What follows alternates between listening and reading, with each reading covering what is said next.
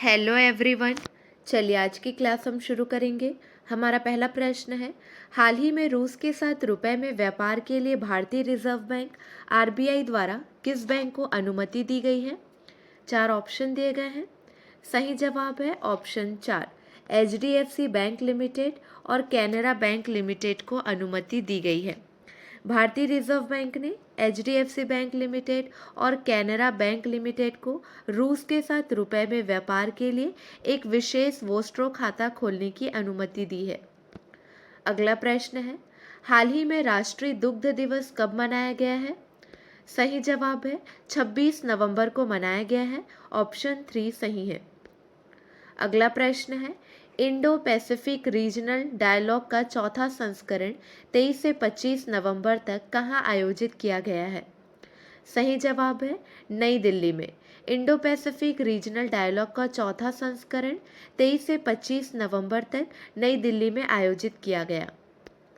अगला प्रश्न है, हाल ही में नई दिल्ली में economic times inspiring leaders award 2022 से किसे सम्मानित किया गया है? सही जवाब है एपी श्रीधर को सम्मानित किया गया है। ऑप्शन 2 सही है।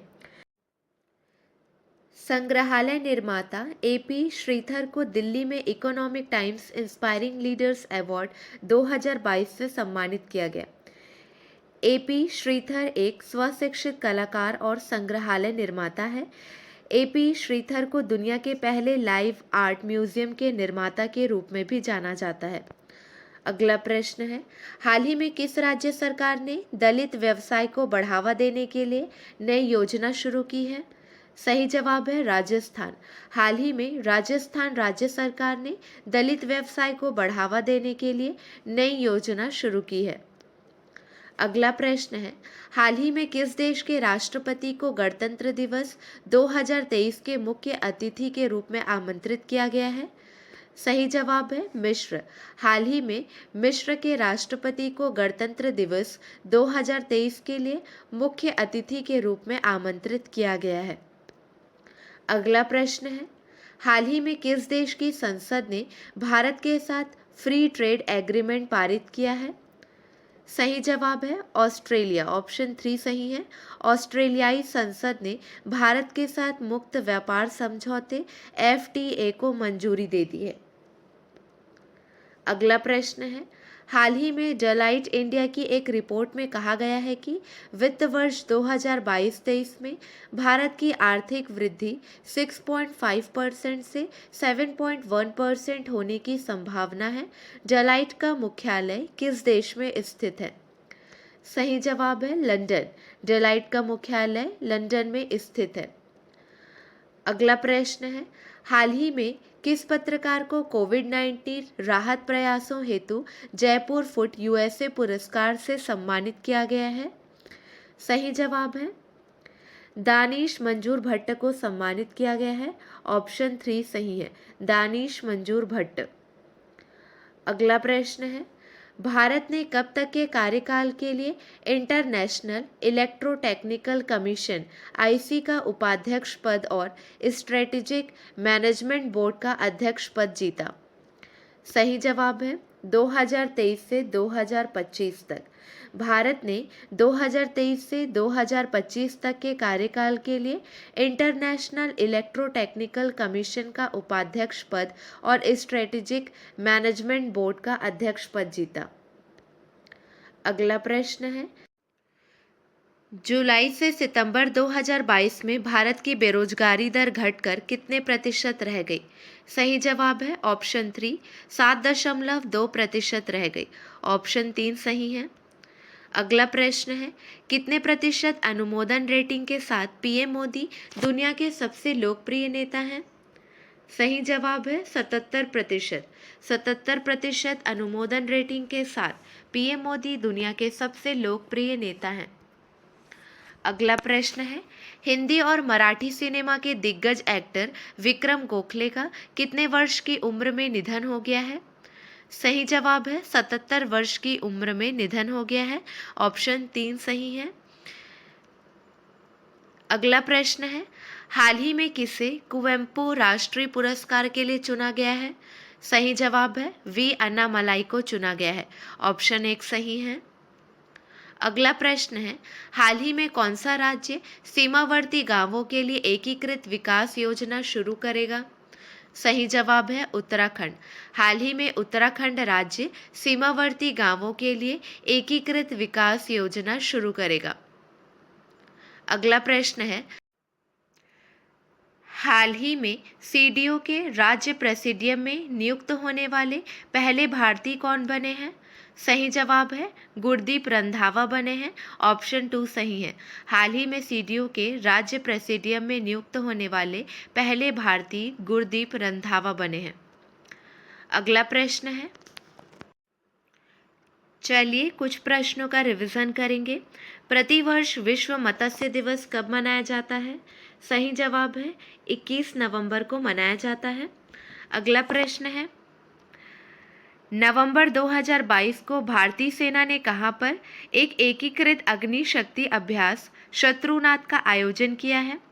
सही जवाब है श्री गंगानगर में। ऑप्शन 4 सही है। इंपॉर्टेंट पॉइंट्स देखिए, ई समाधान पोर्टल किसके द्वारा शुरू किया गया? विश्वविद्यालय अनुदान आयोग यूजीसी के द्वारा। हाल ही में कौन सा देश ब्रिटेन को पछाड़कर दुनिया की 5वीं सबसे बड़ी अर्थव्यवस्था बन गई है? भारत। देश की पहली नाइट स्काई सेंचुरी कहाँ स्थापित की जाएगी? हैनले लद्दाख में। हाल ही में किसे अखिल भारतीय फुटबॉल महासंघ का नया अध्यक्ष बनाया गया है? कल्याण चौबे को नया अध्यक्ष बनाया गया है। अगला प्रश्न है, हाल ही में किस देश ने नई अंतर महाद्वीपीय बैलिस्टिक मिसाइल हवनस्यांग 17 का परीक्षण किया है? सही जवाब है उत्तर कोरिया। ऑप्शन 2 सही है। इंपॉर्टेंट पॉइंट्स देखिए, ब्रिटेन के सबसे लंबे समय तक राज करने वाली महारानी कौन है जिसका 8 सितंबर 2022 को निधन हो गया? एलिजाबेथ द्वितीय हैं। हाल ही में किस राज्य सरकार ने इंदिरा गांधी शहरी रोजगार गारंटी योजना की शुरुआत की है? राजस्थान ने। हाल ही में डायमंड लीग फाइनल का खिताब जीतने वाले पहले भारतीय कौन बन गए हैं? नीरज चोपड़ा। प्रधानमंत्री नरेंद्र मोदी ने कहां पर दुनिया के पहले सीएनजी टर्मिनल का शिलान्यास किया है? गुजरात में। अगला प्रश्न है, किसने खादी ग्रामोद्योग आयोग के सीईओ का पदभार संभाला है? सही जवाब है विनीत कुमार ने पदभार संभाला है।